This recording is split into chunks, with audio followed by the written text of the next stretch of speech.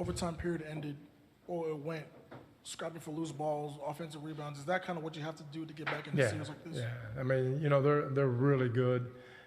KD did some things that, individually just off the charts. But, serve really with PJ, he got every offense, he got every rebound. He was scrapping everything. He didn't let us lose. And then you have James, Chris, Eric, guys that making big plays here and there and got us enough to get over the hump.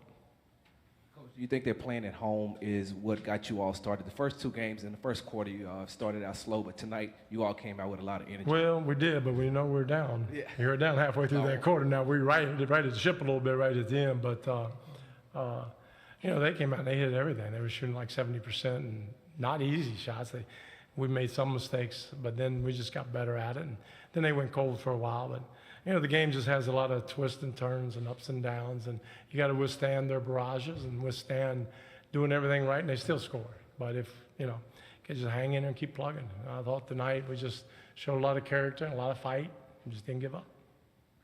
Mike, just what James did again, not being able to see real well and to come up with those big shots there in the overtime, just can you say that? Yeah, I mean, that's James, that's what he does. He did it. He was terrific tonight. We just had a lot of guys, and our bench was good. Iman Shumpert came in and did a heck of a job. Austin Rivers, they all took turns. Nene, the first stint that he was in there was really good. Clint came out with a lot of energy and just kind of grabbed some balls and dunked, and so there was just everybody kind of gave something and won the game. Mike, one of the first things you said was that Tuck kept us in the game. Well, he actually kept us from losing. He kept us from losing? Yeah. What exactly did he do, or in what moments stand out in particular to you? Just every hustle play, every loose ball, every offensive rebound he got. He got one shot, I think, blocked 6 times and got it and put it in and won. And that's all sure wanting. That's who Tuck is. He's a winner, and he wouldn't let us lose. And obviously James, Chris, and Eric and those guys won it for us. But Tuck would not let us lose. That makes any sense. Mike, what happened at the end to Austin, and is he okay? He's okay. It's good. I mean, he just got screened. He didn't see it and just got clobbered. Yeah. Mike, you're talking about Tuck. KD's taken over early in the fourth quarter. He's got 10 points the first 4 possessions. You bring Tuck in the game to guard him. How did he change things just defensively on KD there? Well, Tuck is one of the better defenders in the league, and sometimes it doesn't matter what you do, KD's going to score. But he did get away from. I was trying to steal a couple minutes for Tuck because I knew, with 4 fouls, he had to guard him all the way down, and obviously going into overtime. But maybe we wouldn't have gone to overtime. I put him back a little quicker. So it's one of those things you look at: are you doing the right thing and not? And before I could get him back in there, KD just wham, wham, wham. I think 3 in a row, maybe a 3 and a couple 2s. But just. He's great, and Tucker's a great defender, and it's a great matchup. But, nobody wins that in the sense of if KD scores, that's not because Tuck's not playing great defense. And if he doesn't score, that's not only because Tuck's playing great defense, because both of them are just unbelievable what they do. Hey, Mike, slightly to your left, Phil Barber, Santa Rosa Press Democrat. What did you guys do to keep Klay Thompson from getting into the offensive rhythm of their game? Well, we just, we're trying to switch out on him. Just don't give him any kind of space whatsoever. Get back in transition. It's easier said than done. He got loose a few times, but I thought overall, especially in the probably first 30 minutes, we really defended our threes really well and didn't really get many open looks. And then we made a few mistakes, and they made some great shots. So a little bit of both, but our guys are, I think as the series goes on, we should get better at what we're doing. Less mistakes, better communication, and we know what's coming, hopefully.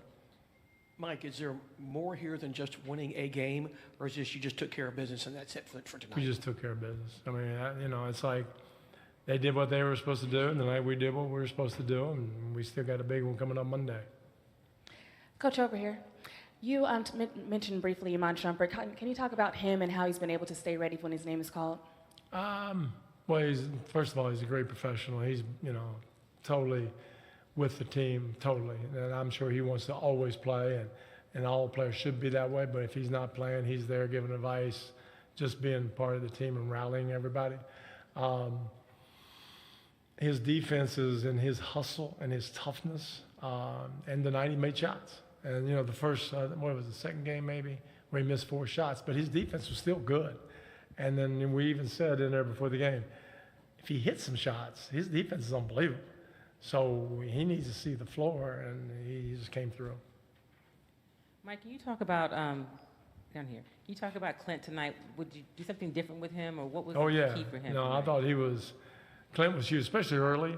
I thought that he set a tone, he had a couple block shots, snatched a couple rebounds, he dunked a couple, had some great tip-ins. I thought early he set a tone that wasn't set in game 1 and 2. And then we had to go small. We thought small was the best way to go with KD because they would just target our big guys. So, you know, maybe we learned some things.